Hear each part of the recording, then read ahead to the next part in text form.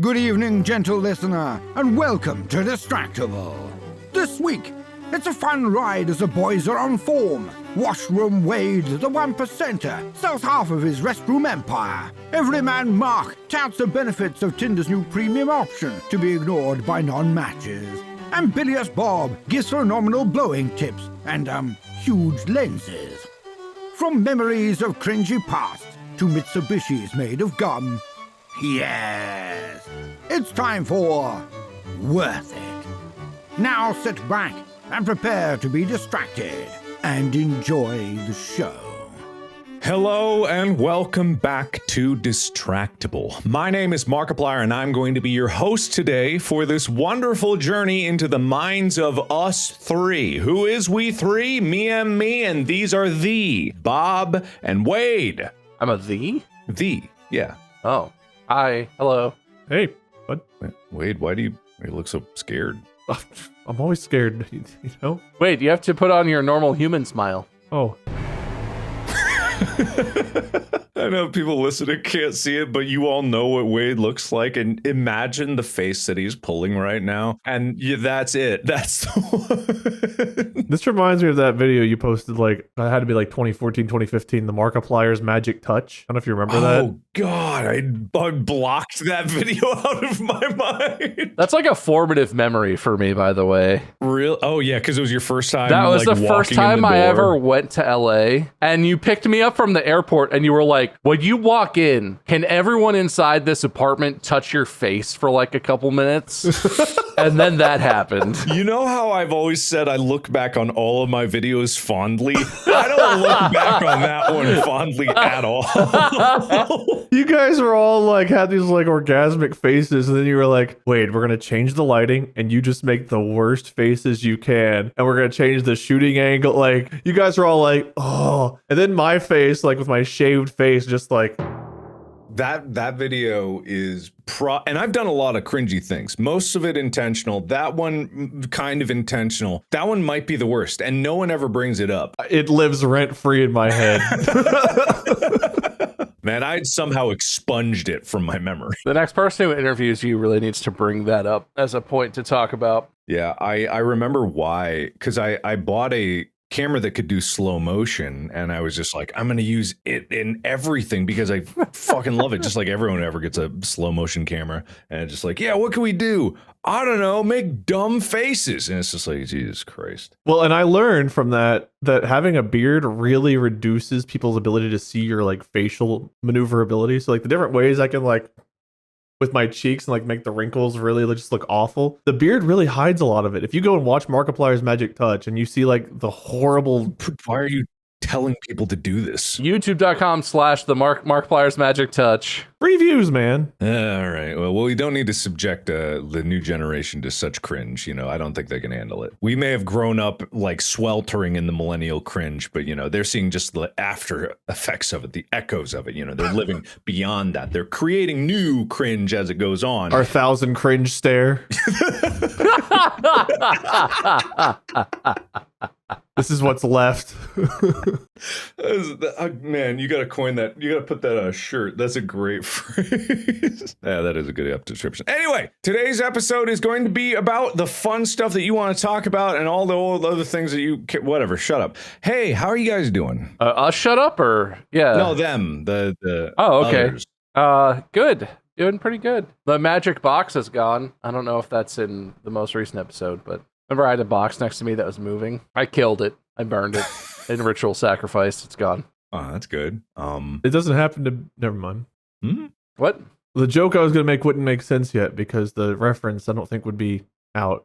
What? Are you predicting the future? What? Yes. Wade's actually a multi-dimensional being, and he just let it slip. Okay, good. Well, now that everyone is thoroughly confused, Bob, how's your life going? He the one that answered, man. Damn.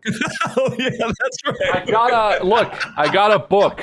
Tell us fucking more, I guess, man. Whatever. I got more stuff to talk about, okay? I was at Costco. Yeah, wait, shut up. I want to hear this. And I was like, man, I'm really out of ideas for podcast stuff. So I got this book called History's Worst Decisions and Inventions. And this is going to be the basis of some kind of episode. Also, it cost me $18, so you know it's a good book. I mean, it looks thick and it looks like it has some interesting subjects and good. It's got a lot of pictures. Wow, look at that. I can't see it. Couldn't either. It's Nikola Tesla doing electricity things, see? I love when he played Palpatine. Unlimited. Will, when you edit this, make that full screen, but blur it out just how we were seeing it, like really pixelated and low res, so even the watchers get frustrated. Just like, because if the listeners can't see properly and are like, just they're showing things that I can't see, then the viewers must be equally frustrated. We want to make the viewing experience as bad as possible. Make it so blurry the listeners see it better. It's actually worse than listening to watch the video. That's what we want. I don't want that, actually. I want to point that out, that I actually very much care. Which is the perfect segue into my subject for today. I'm great, man. Thanks a fucking again for asking. Go on. Great segue. Please, go for it. I'll just be here. Bob, do you have more to add? Oh, yeah, you know what? I was out in the car the other day. Great! Oh, you weren't being serious. I see. Well, I was. In the car, in the park, I don't care which. Just say your words. I installed a camera in the car, so now we can see James in his little car seat while we're driving. That's cute! Yeah, it's good stuff. Anyway, the topic? Should we start the episode? You know what? I don't want to give away any more ammo to think that I'm against him. It literally just happens this way. I don't know why. I legitimately thought he brought up that first one, and then I legitimately forgot that he didn't give his say. So Wade, I'm gonna hear. Now's your chance. I want to hear. He's not gonna participate. He's gonna be salty about it. I'm so serious, Wade. It was all not intentional. I want to know how your day was. He's glaring at me, he's squinting at me, but it's just like, I really truly did not mean for this intro to go this way, or every other intro that I've ever hosted that has somehow ignored you. It's not a bit, it just happens. It's just a coincidence that it always happens the same way. Oh, like Bob with the coin flip, remember, Wade, remember? You lost the coin flip of life. I lost the coin flip of friendship. Bob lost an actual coin flip. Oh. But things are actually pretty good. We got rid of our old house, so I'm no longer a man with 10 toilets. I'm only a man with 5. You have 5 toilets? Dude, I feel like every house we've ever looked at in Cincinnati, for some reason, it's like 1 bedroom, 5 toilets. You know what? I say that, but we do have 4 toilets in my house. I forgot we have. I mean, for Cincinnati, man, I don't know if it's because we have chili or what it is, but they're like, you need toilets. You need so many toilets. You gotta have the capacity to dump out on every floor of your house, at least one location, okay? You gotta have a master bathroom. If you have a 2-story house and a basement, which I feel like a basement's pretty standard here, but you have to have a basement toilet, a main floor toilet, a master toilet, and then like 1 upstairs guest toilet. You have to have at least 4 toilets. Otherwise, it's not really a house. It's a weird warehouse. You've been set up. You're on like Ashton Kutcher's Punked. Was he the one that hosted Punked? I think so, actually. So if you don't have 4 toilets or more in Cincinnati, you're on an episode of Punked. I've lived here all my life. It's been a 20-year buildup. He's coming. Ashton is coming. All right. So that's doing well for you? Well, having 5 less toilets is great. Yeah. That's the takeaway from.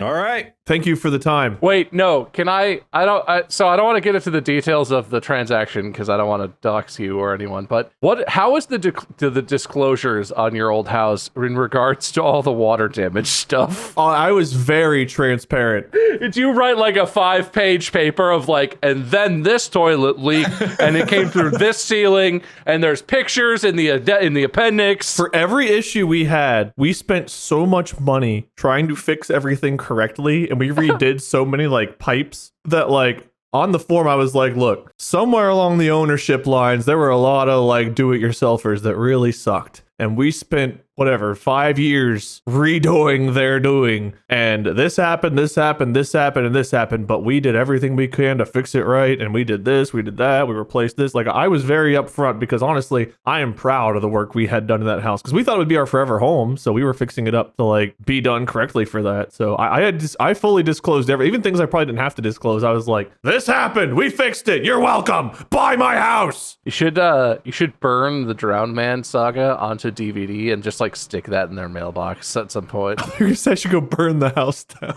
No. Burn a DVD of the Drowned Man saga and just anonymously stick it in their mailbox. No, what you do is you get like a time biodegradable bag, you fill it with water and put the disc inside it and hide that in the wall so that eventually in 9 months it'll start to leak, and then the wall will get a water stand.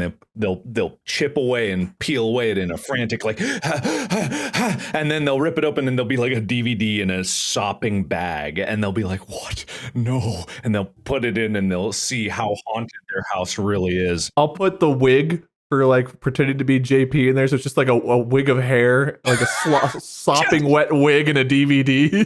Hair. Oh, God. Maybe a pair of gloves just to really sell it. All right. Anyway, so Wade having 10 toilets and now 5, plus I guess the money from the house being sold, which is good. We still had a mortgage, and apparently when you sell the house, the realtors take out of what you get, not what the buyers pay. So there was some... Yeah, that's how it works. But anyway, go on. Put him in the 1%. How dare you scum? Wait, losing 5 toilets put me up 1%? No, yeah. And getting the money from the sale, yeah. This son of a bitch doesn't speak for the people. Doesn't speak for the everyman. Thanks for the time. I appreciate you letting me talk.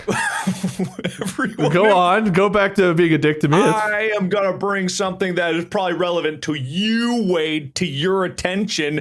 Definitely relevant to you. I left my monocle upstairs. I could go get it. Go on. Fucking pleb.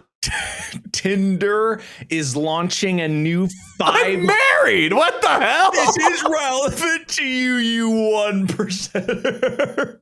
They're people wondering why I was wearing the headband. It's because literally every time I breathe in, my hair goes in my mouth. They're launching a new $500 per month option for elite users like yourself. Oh my God, my mistresses are going to love this. Hang on. I know. Anyway, I just thought this was hilarious that it was even possible that this could go over. You pay $500 a month to just have access to Tinder, but only see other rich people? No. That would be more logical. Susie 2, and Susie 3 are gonna love. I only date Susie, so don't get them confused. So there might be that feature, but the main feature that draw my attention to this is that if you pay this money, you'll be able to send messages to people you haven't matched with. Neat. I'm seeing that. You can just get direct access to whoever's DMs you want without any consent or invitation or anything. Yep. Neat. If you pay your way to success, you too can be a creep showing up in people's inboxes uninvited. You also get a badge. You can also set it so you only see other people who have the expensive subscription. And also your profile has an unblurred photo that gets prioritized in whatever the likes you grid is for 1 week. This is even better than whenever you go to Shadysville, Ohio, and you pay the locksmith $500 a month to get those skeleton keys so you can let yourself into anyone's house you want. What era are you from again? We've kind of touched on this before, where you may be much older than we think you are. What do you mean? This eldritch time-traveling god that you are. Dude, the witch trials were like last week. I'm not that old. They just happened. Anyway, this kind of brought up me to think about this concept of being tone deaf, right? And this is a company that like has a subscription that completely destroys their entire business model, right? Because it's just going to make people leave because they're like, why the fuck are people able to message me? Unless they're like, you can afford $500 a month to talk to me when I don't want to talk to you? You must be rich. I love you all of a sudden. Isn't it obvious? Yep, that's the one. That's like seeing an uncensored $1 million check in your DMs, and it's like, it's so big, you know? That's definitely what's going to happen. No, Wade's right. Don't question it. I was just like, man, the visual journey you take my imagination on is just so profound, and I love it. And I love that about you, Wade. 5 points. Thank you. Sorry, I kind of zoned out. I was picturing how big that check would be. Same size as any other check, I think. No, it's one of those big novelty ones, but it's I'm sorry. Do rich people get extra large checks just so that when they write checks, it's more impressive? They never know when they open a package if it's like the original Mona Lisa or just their checks arriving for the month. 1% of 1%er has an electrician at the door, and he's like, "Yeah, it'll be $178 for the service today," and they're like, "I'll just round it up to $180."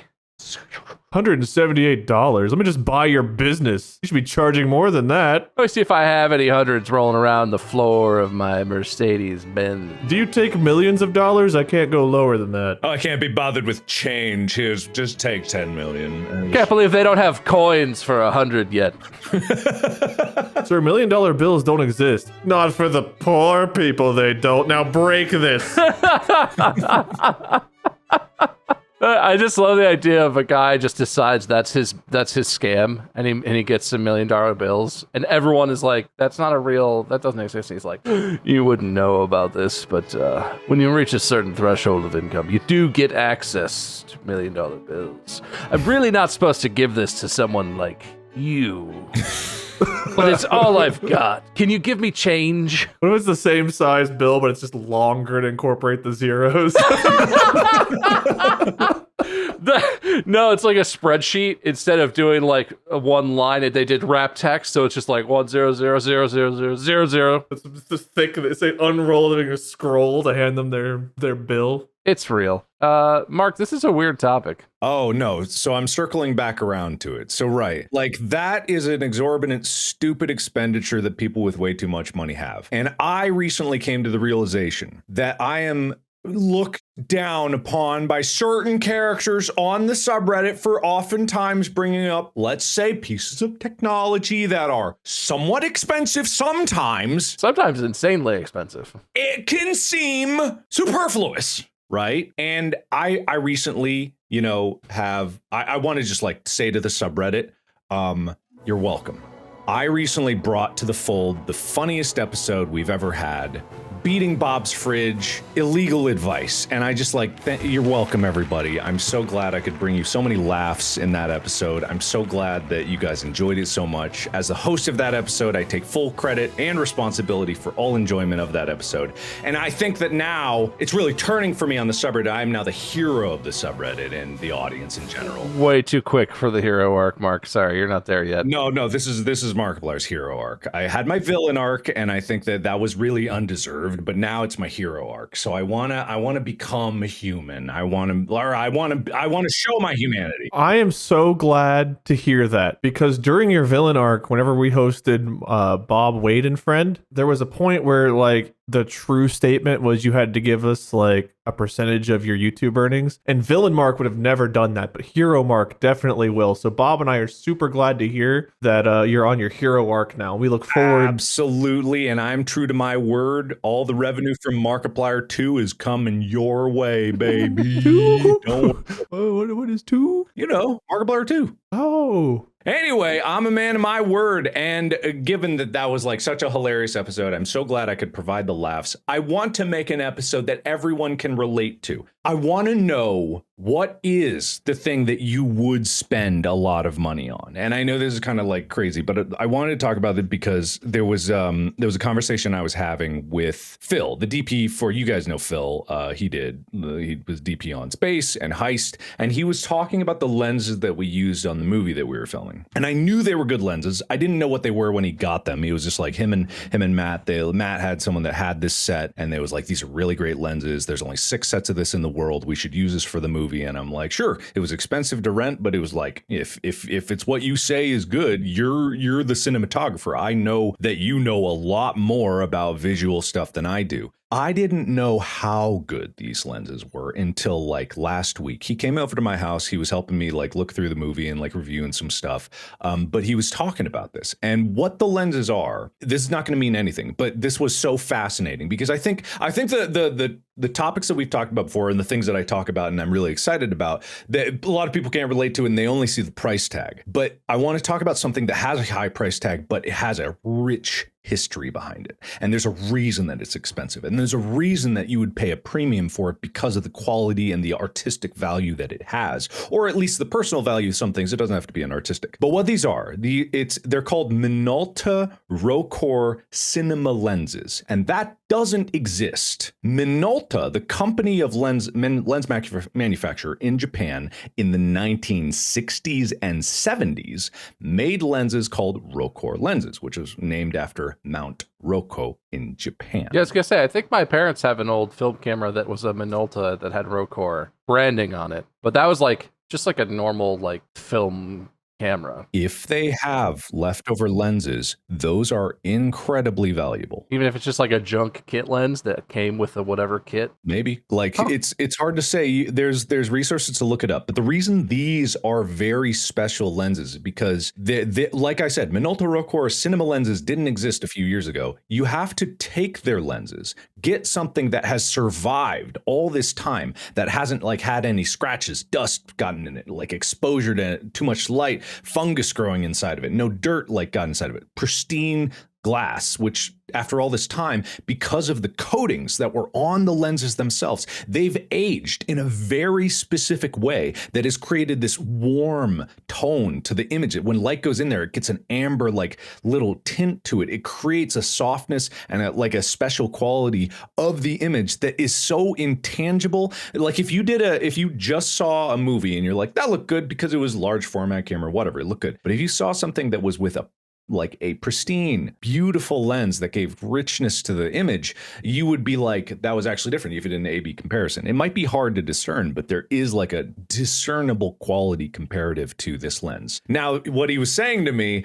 is he was talking about the process, because the lenses themselves you can get and you buy, they're like maybe $500 a lens, but then to rehouse them in a cinema housing takes thousands of dollars and like a year of effort just to transfer it over from its old casing into a new casing, get them all lined up, get them all calibrated, get them all. Good Lord. They have to reinvent the entire lens while still maintaining the aesthetic and the performance of the original lens. It's a very difficult process. I don't even know the half of it. Wouldn't it be cheaper just to pay someone to lay on the camera and hold the lens in place for you while you film?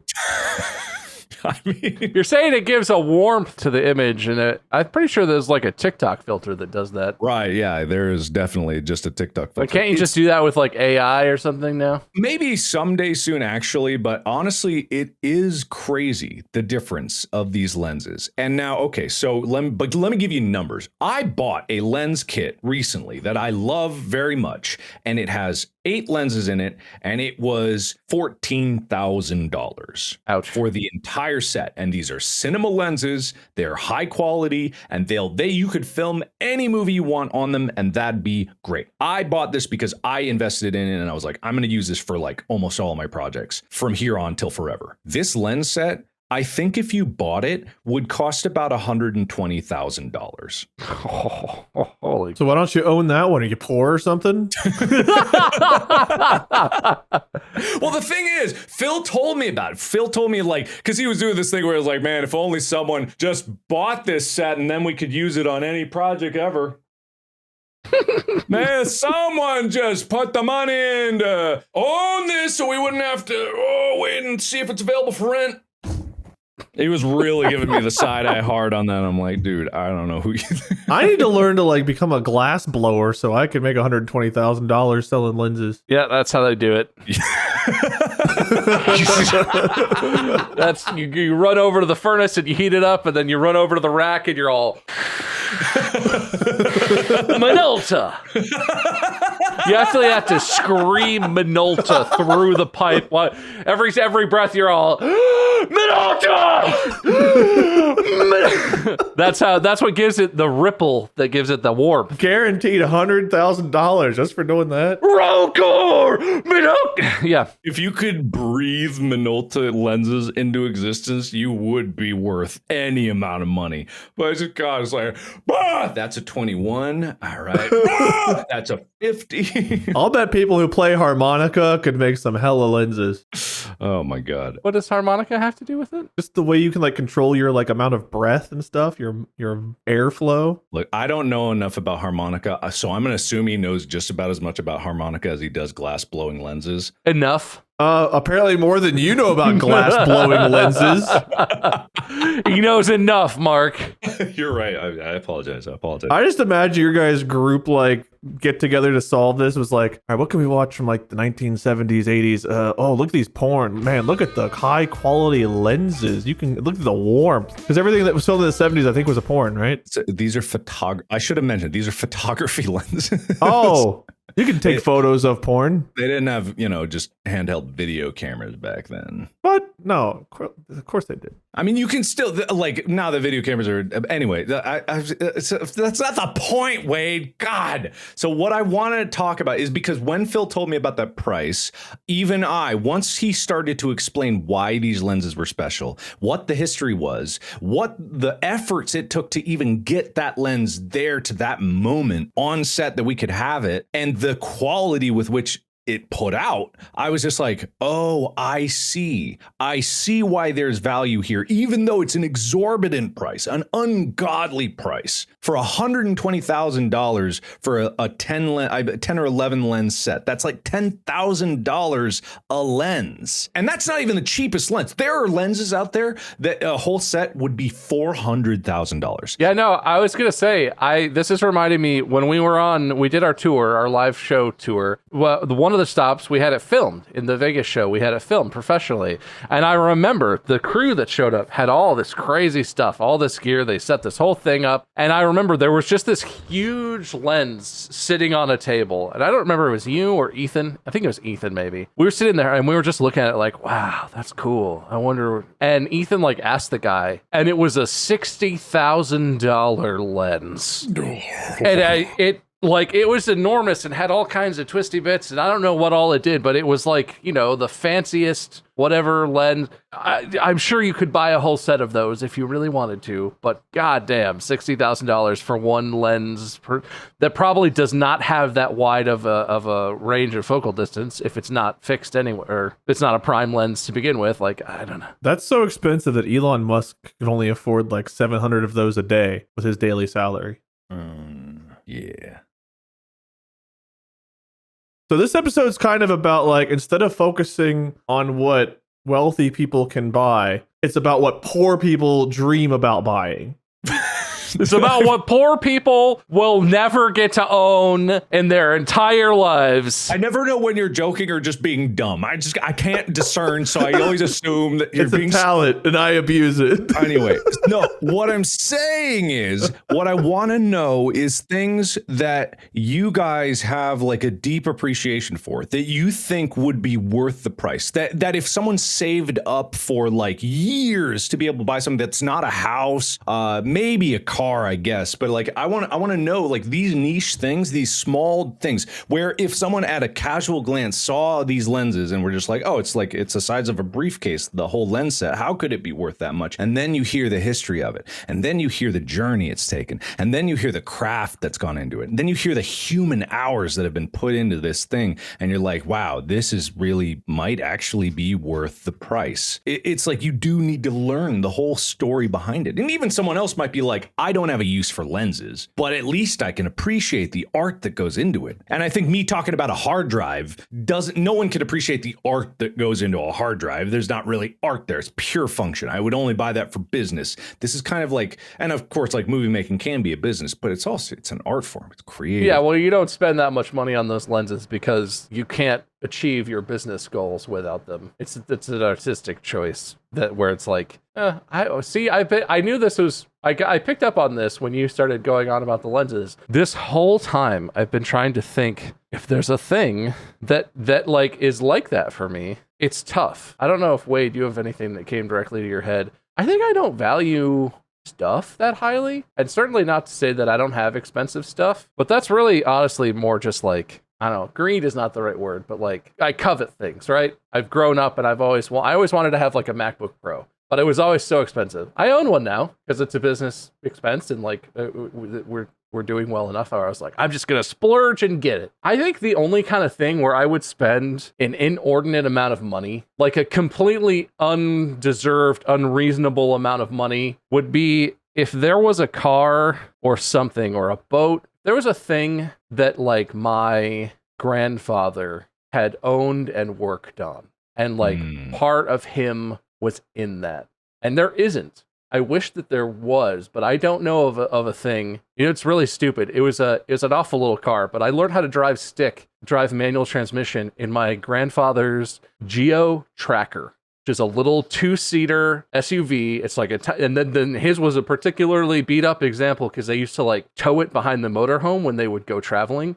So it was like a crap car. It didn't run right. It would stall all the time. If I could find that car, I would probably pay an embarrassing amount of money. It's not worth very. It's probably worth like $1,000 now. But I would pay way more than is even remotely reasonable to get that, just because I know it was his. But there's nothing like that exists. But theoretically, like, I would totally go for that. I also know my dad, when he was young, he had a Volkswagen Beetle. It's the car that he drove when he met my mom, and he drove back and forth to visit her from college and stuff. I could find his Beetle, which when he owned it in like the 70s, already the floorboards were rusted out and it was an absolute piece of shit. If I could find that, I would pay, you know, some unbelievable amount of money for a rusted out piece of crap. Nothing. Just to buy it and try and like restore it, just to hold on to that. But I don't think anything like that actually exists for me outside of completely theoretical things. And I'm just struggling. I don't know. No, that's totally fun, because that's also like part of it. Like, it's either collectibles. It doesn't have to be like an artistic creation. It could be like you have a very niche hobby. You have a very niche thing. I would love for people on the subreddit to talk about like the unique like art supply or the paint that is just like, it's made out of like seashells, but only from oysters at this certain depth on this Atlantic shelf or something like this. Or it's like, I love hearing about such niche things, but it could be like sentimental things. Like the car thing reminds me of my stepdad had a car that he always said he was going to like fix up, restore. Yeah. And then he had his accident when I was like 13. And so he never got the chance, and it just rusted and it sat in the driveway, and eventually like it had like we were just donated to whatever the charity that takes cars. Now that I like actually have money, I kind of have thought about that, because my stepdad finally passed away about a year ago. And it was one of those things where I realized that I had a thought. I was like, oh, that car would never be fixed up. I would pay, and I know it's like it's crushed into like a cube and it's like super recycled. There's no way it'd ever be done. It's in someone's iPhone right now. Yeah, exactly, something like that. But you just made me realize, like, man, if I found that, if I was driving down the street and I saw it on the road and it was just like it had an exorbitant price, but I knew it was that car, I would buy it like right then and there, like, and then I would fix it up, just kind of like in honor of like his dream that never was fulfilled. And that would be worth it to me, like in a heartbeat. And I know that can't happen because it's like it's a cube somewhere or a phone, but it's like, yeah, that just made me think of that. I'm like, yeah, I would pay for that. Similar vein, my grandparents had a pontoon. Surprise, surprise, Wade like boat. But it's actually still in the family. Like my aunt has it right now, so I don't have to like worry about it because we still have that pontoon. And it's in rough shape. Probably needs a new motor. Needs to have like all of the wood boards replaced, carpet like it needs a lot of work. I wouldn't want it to be sold. I would want to fix it, because it's like all my memories growing up, like a lot of my like best memories growing up were on that boat. Random, I don't want to collect these, but I would love to go to a place and see it. But like when I was younger, I used to have a fascination with pocket watches and like clocks and stuff. Not owning them myself, but going and seeing like just an evolution of clocks and watches, and like being able to like see the innards and how they all function from like whenever they were first invented to like modern day. Just seeing that, I think that would be fascinating. I don't know why, but I would just love to see that. Personal collections, the only things I still own from when I was like younger and collected things, I have some Star Wars toys that were like my brother's or whatever from like the 1970s, 80s, like some of the original Star Wars toys. And I think having like a full collection of that would be really neat. I personally collected Pokemon cards when I was younger, and I see people now, there's like 500 Pokemon decks that have come out. Some of the like original deck first editions, some of those Charizards goes for like tens of thousands, if not hundreds of thousands of dollars. It's nuts. I don't know if I would want to pay that much for a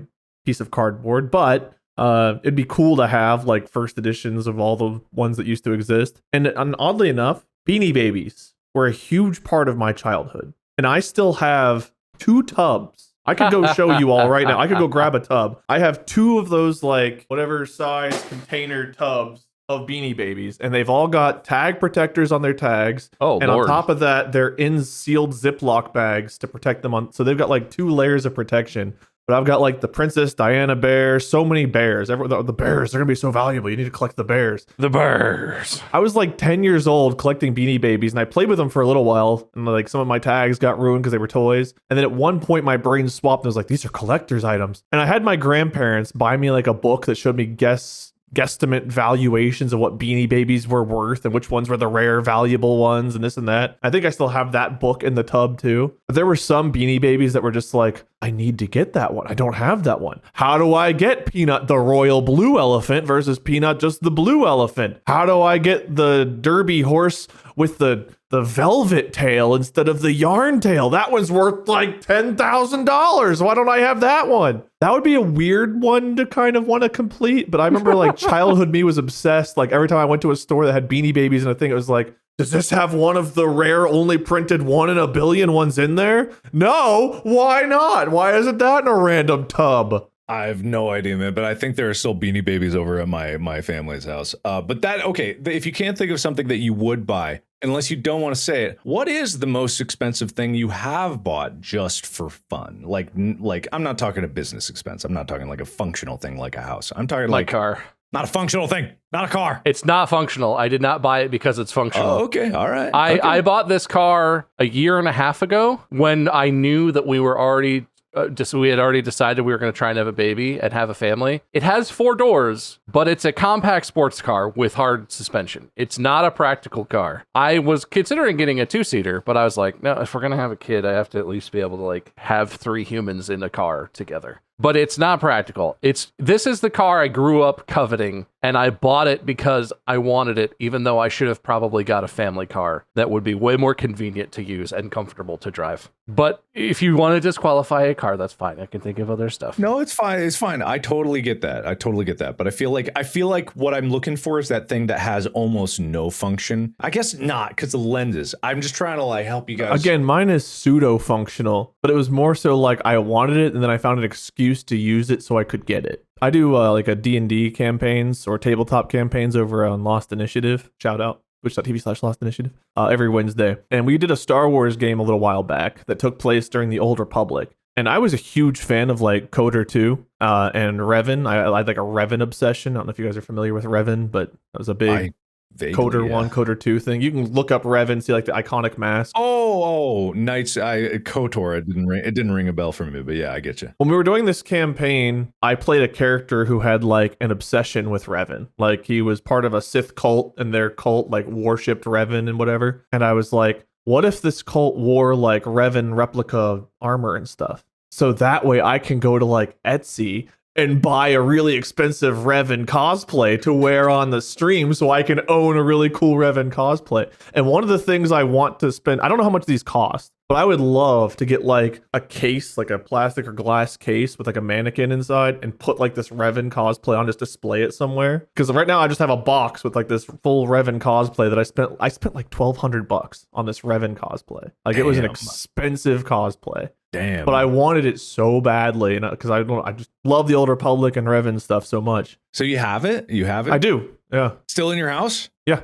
You've never worn it? No, I have. I wore it on the okay. the campaign. I wore it like during the campaign. I don't just wear it around for fun. You should wear it to cons, man. So the mask, the way it's designed is like Revan has this one little line, and that's what you see through. So you see, and it's like this one line, and it's so hot because all of the air comes up and like into your head. So when you're breathing, it's just like, and you feel the hot air splash against your face, and you're trying to see, and it's this one little line of like stuff. And there's like a spray you can use that apparently helps stop it from fogging, but it doesn't really work that well. So you have this one little line of visuals you can see. You breathe and it's like, fuck, where is the world? I can't see anything. Man, that was all the training you got for WUG, so you were able to actually function in there. It's very similar, actually, very similar. Though I think WUG was even tougher because it was 2 masks.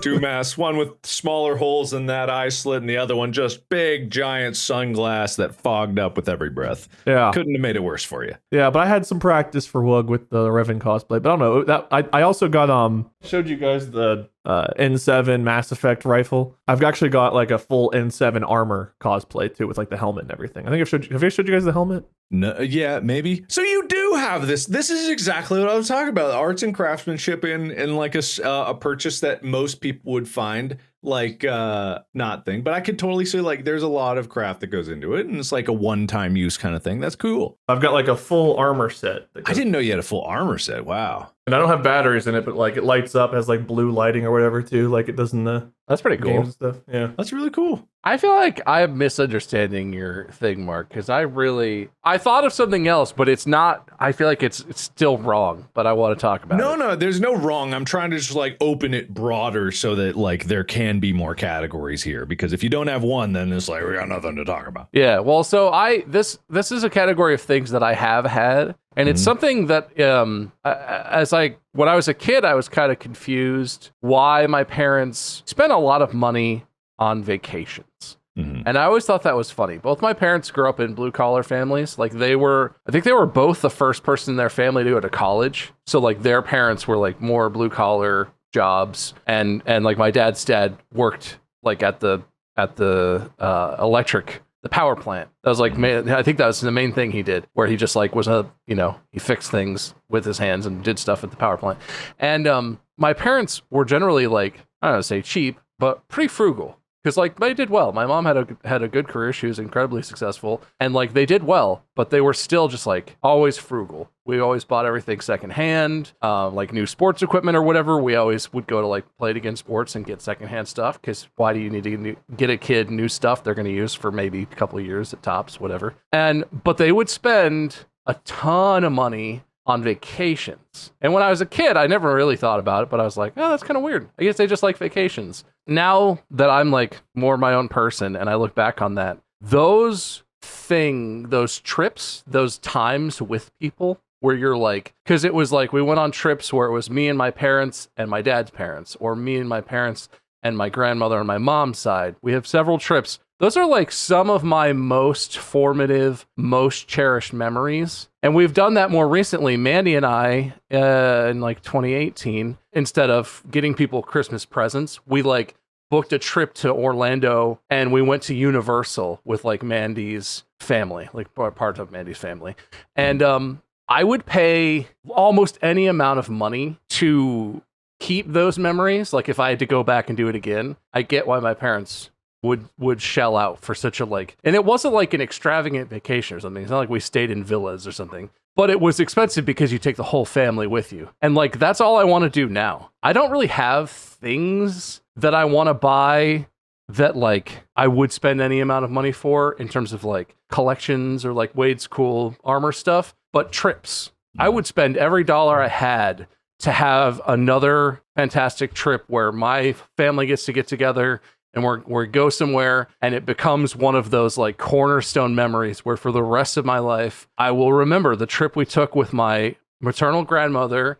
We went on a Caribbean cruise and we went and saw a cameo factory. And like when I was there, I was relatively young, I was in like high school. I was kind of, for some of it, I was kind of like, boring. It was boring. But I look back and like, that is one of my best memories because we were together as family and we were removed from like the everyday life, the grind of working in school and everything. All we did was spend time together for like 5 straight days. And all we did was like talk and do things and be with each other in a way that you don't really do when you're like on a normal day to day. Even when you visit grandparents, if you just like go for the holidays, it's busy. Everyone's cooking food, you're doing stuff, like it was just such a unique way to like get to know my family and have memories with family members who have since passed. And it's like, I would pay any amount almost, probably any amount of money that I had to keep those memories and to make more. I want to book more trips. I want James to have those kind of trips. It's for like his memories so that he gets to know his grandparents and stuff. Like that's not what you were describing, but if I think about like the vibe of what you're getting at, those are the things for me where it's like the time with people that's so hard to get and that's so precious. That's what I would spend every dollar in my bank account to keep and to make more of. Yeah, I actually am gonna, just to preface the subject, I'm gonna recontextualize it to what is worth the money. I think that is the distillation of what I'm trying to get at. Is I want to know whatever, anything you've bought it, you've never bought it, you don't want to buy it, but you think it, what's worth the money? Because those memories, yeah, absolutely, they're worth the money. They're absolutely worth it. You would pay any price for it because it just holds a value beyond the dollar that it costs. I would like to know just like, what is in your mind worth the money? Like it doesn't have to be anything like, and it could be anything at this point, just so long as you fully believe and can explain this is worth the money and this is why. To bounce off Bob's point, I mean, what he said, those trips, memories like that, like I'm trying to get something like that organized too with my family, just because it's like I've not actually had a vacation with my mom since I was like either single digits or a teenager probably. So like having a trip or two with her to have in the memory banks, that's like more than 2 decades ago. But oddly enough, this isn't to like cheat for points or to suck up. Every project that we've done and like you've invited us to be a part of, I've tried to get like posters and memorabilia and shirts and stuff for, because it's just like meant so much to me that you've invited us to be a part of it, because it's something like we would just never have gotten to do. So like I have like a stack of posters I just paid like $1,200 to have framed. Heist, In Space, so on and so forth. I still have like some of the shirts. Like we did a charity stream back in like 2012, 2013. You put our faces, like we each had a shirt and we had like a quote underneath of it. And it's like me with my hair clean shaven, like thumbs up and so on and so forth. I would love to get you guys each to sign one of those and get those framed. But just like the cool stuff we've gotten to do over the years, I have a terrible memory. And I sincerely, like honestly worry about like how bad it is sometimes, where it's like as I get older, I'm going to forget some of the cool shit we've gotten to do. So having things like the posters behind me, or having like my big dumb Wug character and our characters and stuff all on here, and the other poster, I've got the other ones too, this is just the one I have right next to me. Having this stuff like framed and like around to remind me of like, we've done some pretty fucking cool stuff over the years. And obviously, like, you know, Bob and I probably wouldn't have gotten to do any of it without you inviting us to be a part of it. So thank you. But that's something that means a lot to me. And I would never want to give it, like, even if this stuff, like if someone tells me like, oh my God, those 3 shirts, you guys and those shirts, those are so rare because only like 1,000 of them were sold. I will give you $1 million if you will give me all 3 of those shirts. I probably wouldn't take it because like the memory is more important to me than that money. I have found like in the highs and lows of financial success, because we've had horrible years like 2019, we've had great years like the past couple. Like honestly, with the people I have in my life and with my hobbies, having my phone, a TV, and a computer is honestly really all I need to be happy. Like I don't need to have a ton of stuff. So like $1 million really wouldn't, whatever. Money would be great, living, like being able to retire would be great, but like I would rather have those memories. So having like those shirts and stuff, seeing the things we've done, like I don't know, getting to walk around, just be like, see a history of like, dude, I can't believe 2012 we did that charity stream. I can't believe whatever year Heist was, 2017 or whatever. Those memories mean a lot to me. Just because it's like easy to kind of overlook sometimes some of the things we've gotten to do that like childhood me would have never even dreamed of. Like my biggest dreams and aspirations growing up of being like a successful lawyer or judge pale in comparison to the stuff we've gotten to do over the last 10 years. It really does. That's very nice. And for completely unkiss ass related reasons, I'm going to give you 5 points. Weird how that worked out. Can you sign those points so I can frame them? But it was Bob who brought up that, so Bob actually wins the round of memories. I'm going to give him 10 points because he brought it up at first and he won. I'm giving you 5 because it was very heartfelt and meaningful. He brought up what? He brought up memories. Yeah, you were bouncing off of his idea. That was actually his idea. So, oh, fuck you. I brought up Beanie Babies. Those are memories. Oh, my Beanie Mems. I everything I talked about, I remember. I brought up memories. All right. Well, but this is all well and good in the lovely memories that we shared. Mark, I thought of a materialistic thing. That's what I want. I don't want shitty memories. I mean good memories, Wade. I paid for those posters, man. You overcharge. I do not. What are your profit margins on these things? You said you paid $1,200. That's how much the poster cost. You just framed it. That cost money. Well, that's true. You should have sold them frames, you cheap ass. It would have cost that much money. Actually, I think this one came framed. The other ones didn't. Okay, anyway. Well, Bob, you have a materialistic thing? That's the topic of today. I do. Yes. What's worth it? So this is a stupid one. It's completely frivolous, and I don't actually always spend the money on it. But I, like a cool guy. Oh crap! Hang on. I thought I would have this done by now. So cool. God, he's cool. Look how Yeah, cool no, he is. the cool grunting noises that I make. I have a material follow-up. No, too late. I have an iPhone 15 Pro, baby, in the cool titanium color. You bitch. I think I've talked about before, when I got my first smartphone, I had like a panic attack. I was so excited that I like hyperventilated and made myself sick. It's completely frivolous because I didn't really need a new phone. I had an iPhone 13 Pro that was perfectly functional, but the mobile technology and the place that cell phones have gotten to, and I know I have an iPhone, so it's not even like I have all the Android users out there are like, oh, we had that 5 years ago. Yeah, I know. Okay. In general, I love phones, phone technology, cases, developments, and all kinds. I buy the phone every couple years because I want it, and I think it's worth it. Because even though there's no functional reason that I got rid of any of my previous phones, it just like makes me happy to play with the features and to see where tech is. I'm not really a good power user. I suck at technology, and I don't really take advantage of all the cool new features. But it's like a thing I marvel at. I just like look at my phone. I'm like, look at what this can do. I remember when NFC first got put into cell phones, and everyone was like, what would you even use that for? And now Apple Pay is everywhere, and it's like a thing. And like just the development of technology over, my lifetime of following it, I find fascinating. And I find cell phones in particular to be like, I would buy the new iPhone every year for the rest of my life, even though that's a waste of thousands of dollars, because I'm lucky enough that I can, and because I marvel at it, because I just want to look, I want to see and touch it and use the features, and it's very stupid. I get that it's stupid, and I get that there's a lot of people who think I'm basic and I suck because I have an iPhone and not some niche Android phone, and I have whatever. I don't do that, but I do think it's marvel. It's a marvel of technology, and it's very cool. Even though Apple is way behind and they're just adding features. They just switched to USB-C, which is a huge pain in the ass, honestly, because I just I just got in Mandy's car and she was like, oh, I forgot my phone. Can you plug your phone in to play music? And I was like, no, because we don't have that in this car. We have lightning cables everywhere because we had iPhones. Not to interrupt you, but I got Zombie Cat from the story.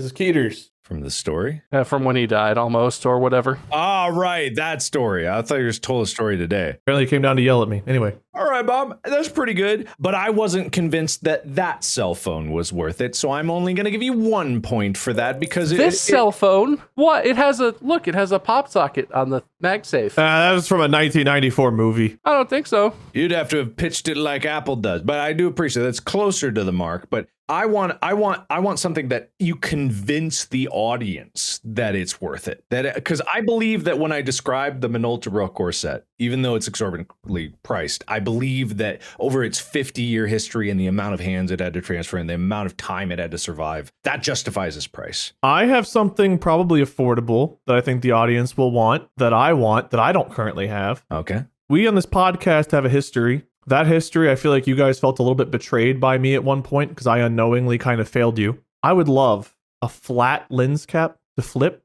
because mine has that little side gaps. Mine's better than lens cap. And honestly, getting a flat lens cap that you can flip fairly, triangle of fairness, is just something I really want to find and invest in because I want to be able to utilize that on this show and in life. So as an appeal to the audience out there, I know you guys all want one too. And just to prove me correct on the subreddit, who cares about which version of the iPhone you have when you can have a flat lens, any lens cap?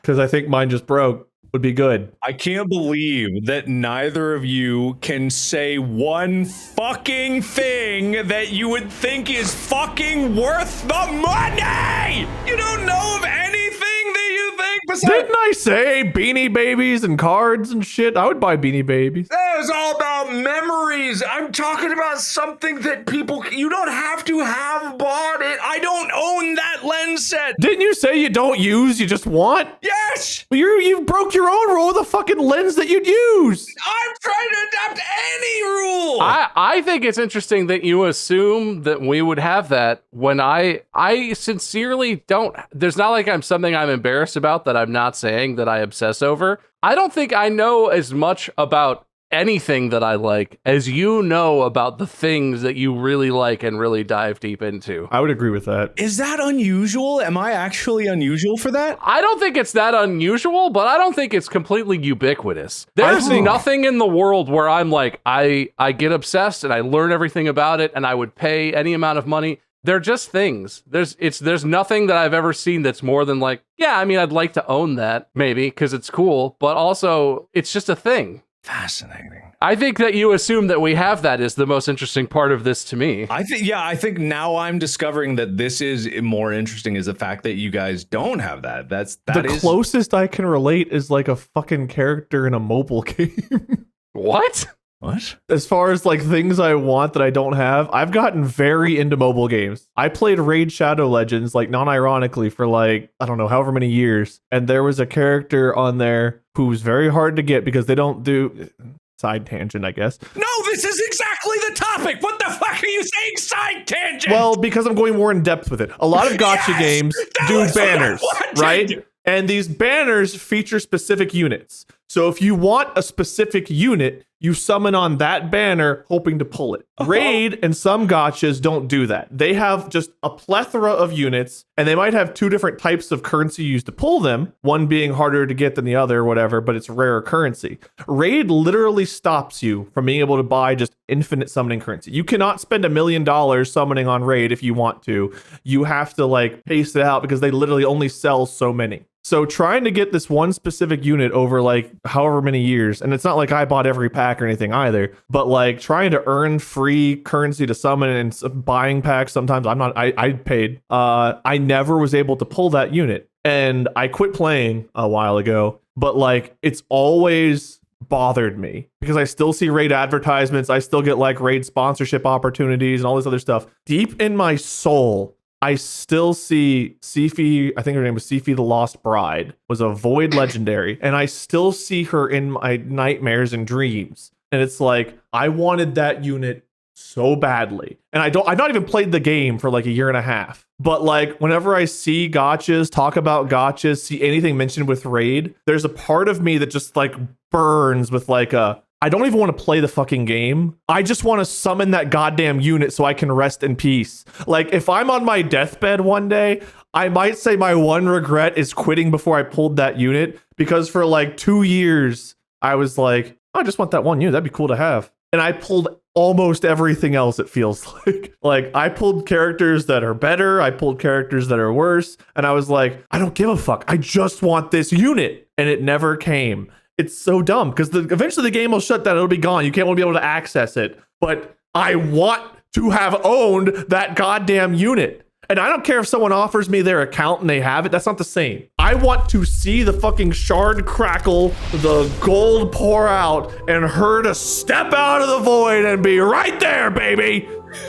And it's so dumb. But God, I wanted that. I want that dopamine feeling of that character so badly. Well, so am I weird that I really don't have stuff like that? Because I will say, you dismissed my car, and I get that car is a utilitarian thing, but like, the car that I bought is completely frivolous, and I've already spent like several $1,000s on different upgrades for it as well. Like, purely aesthetic upgrades that mean nothing, that are for my own enjoyment. But outside of that, I don't have anything that I obsess about or covet or anything like that. I think what I maybe was wanting is like, I want to know why that car is worth it. Because that's what I think gets the reason I brought this subject up is because I always find it fascinating that people look at the things that we talk about and like I talk about a hard drive, and even if I can explain it, I explain it casually. Like I can't explain the reason I would pay $4,000 for a hard drive is because of the pain that I went through to even get storage working for me, and to know that the other options for storage of that magnitude at that speed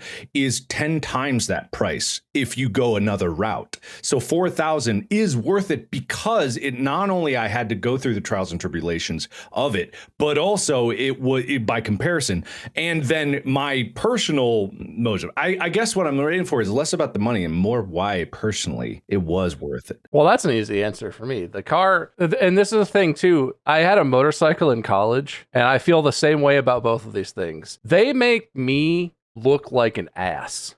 They make me look like an absolute dickweed. Because in college I had a motorcycle, right? It was a 1978 Honda that I bought for $700 that barely worked. It was like a piece of crap. And I wore the nerdiest gear you could. I had a black Kevlar jacket and a black heavy helmet, and I didn't ride around in a t-shirt and jeans like some cool guy.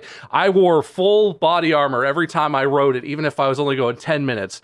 I looked like an absolute dweeb on that bike. And in my car too, it's a little blue sports car that 20-year-olds are supposed to drive. You wear full black Kevlar in your car? No, but I wear flat brim hats and I drive around with sunglasses on and the sunroof open with my NPR podcasts playing on the stereo. I understand that anyone else who sees me driving it looks and is like, look at that sad fat guy driving that stupid Japanese sports car. But when I'm driving my Subaru, I feel like I'm driving a Formula One car. I don't give a shit what anyone else thinks about how I look because I know I look like a moron. And when I pull up and I drop James off at elementary school in my car that rumbles like I didn't even do anything to the muffler, but it's just a loud car, right? It's that kind of car where I pull up and it's all and everyone around you is kind of like, oh, Jesus. Please get hydraulics and heavy bass when you pull up.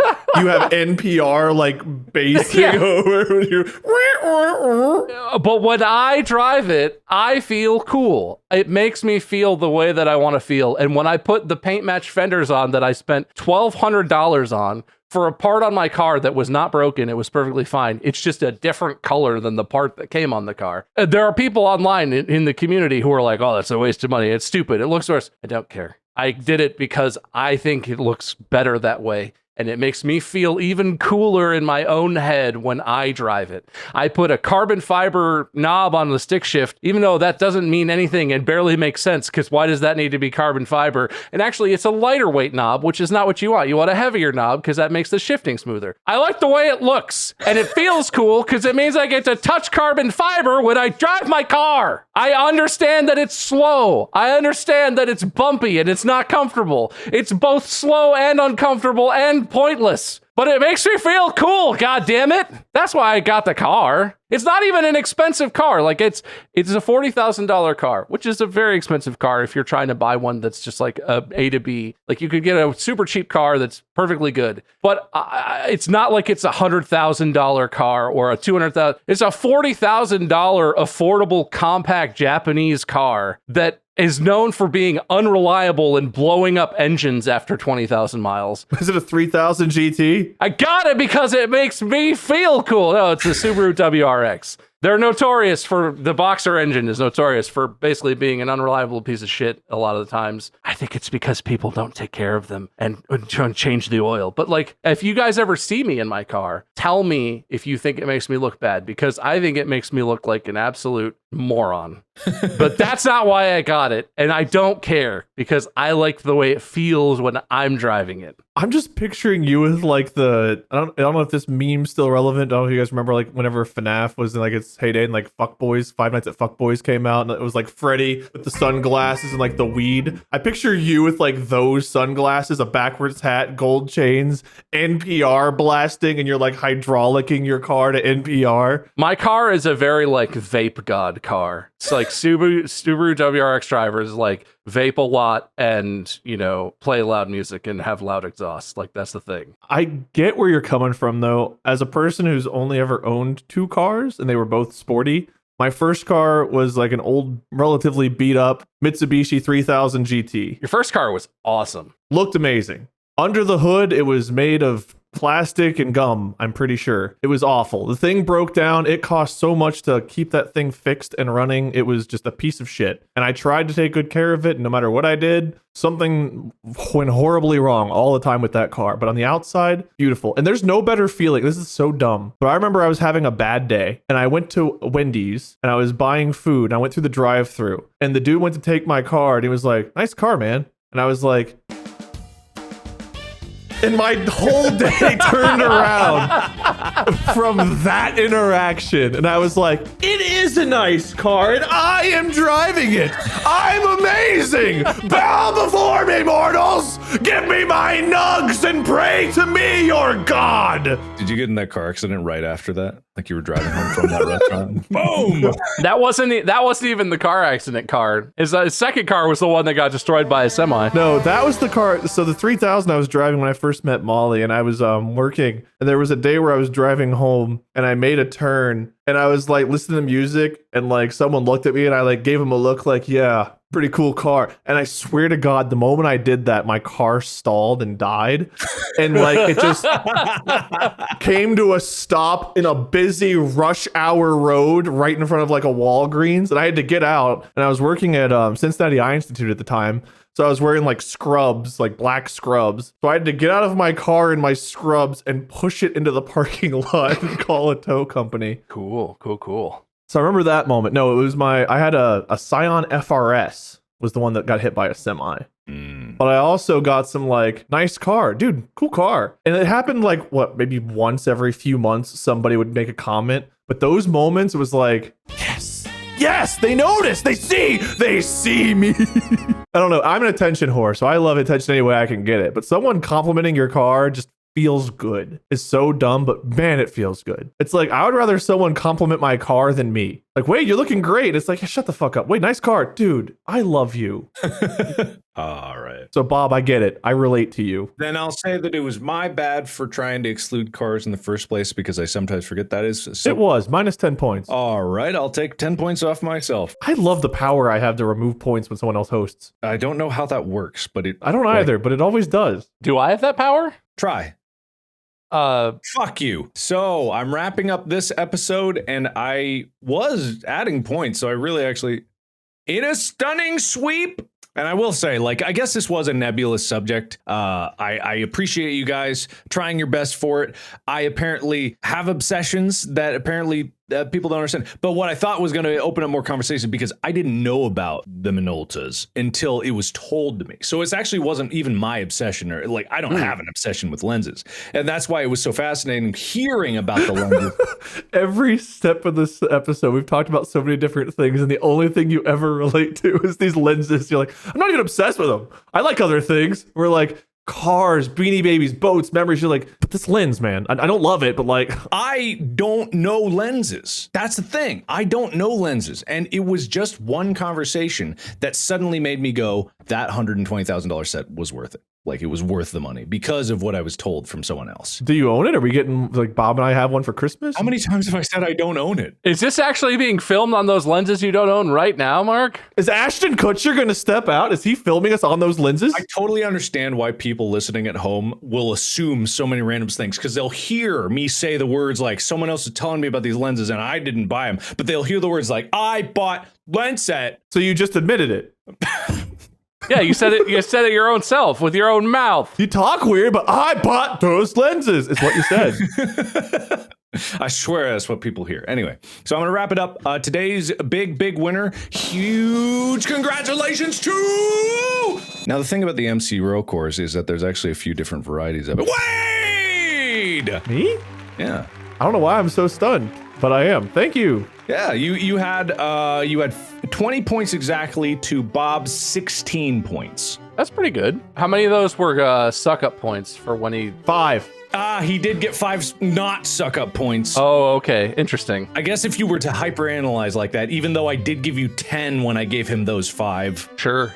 You did get credit for an entire genre, Bob. Anything that I want that's associated with a memory, I apparently got you points. So that was a pretty vague, I feel pretty good about your amount of points from that, because that felt a little unfair at the time. Anytime anyone brings up memory, the word memory, it'll actually give Bob a point. So that's a rule from going here on out. That's the most ironic rule on this podcast. Someone in the subreddit is going to keep track and be pissed when we don't. That guy is like, right now, he's like, oh, are they gonna actually fucking do that? I guess I'll know. All right, we are going to do this because, Bob, you cannot spam memory and say that. You cannot capture our voice on your recorder and play it and convince us. If you can play it and we don't catch it, then maybe. But I'm going to go ahead and say that's against the rules. You can't say it. Anytime I or Wade say the word memory or bring up a memory, it has to give you a 1 point, but only 1 point per memory. The word memory or bring up a memory. Okay, perfect. I've got that for later. Next episode is going to be called Memories. I'm going to host it. It'll be a very fair episode. We're going to talk about some of our favorite memories. It's weird. I don't have any. I'll just let Mark talk, I guess. Interesting. I had amnesia 23 years ago, so So you remember everything for the last 23 years? 35 years ago, I had amnesia. So you remember your whole life? I guess we've all had amnesia from before we were born. Can you forget what you never knew? Okay, alt-rock song from the 90s. Can't forget what I never knew, that it meant so much to you. Hey, that's Wade's winner speech. Congratulations, Wade. Bob, here's your loser speech. I'm not going to sing it. I'm sad that I lost. I feel like Wade really stole a lot of topics from me. He really jumped in on mine, and I feel like I got given plenty of points, but somehow it was still unfair.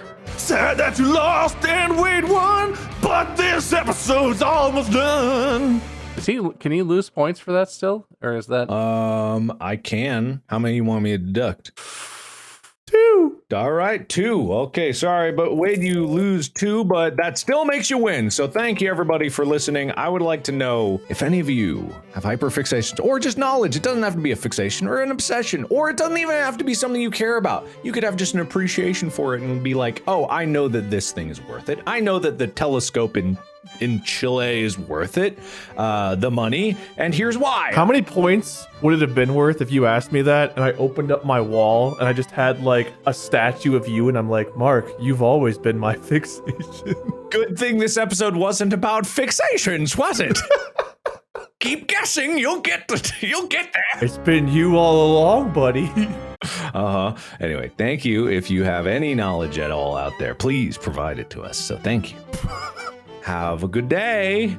Check out store.distractablepodcast.com for 6 months from now. We'll see you in the next one. Podcast out.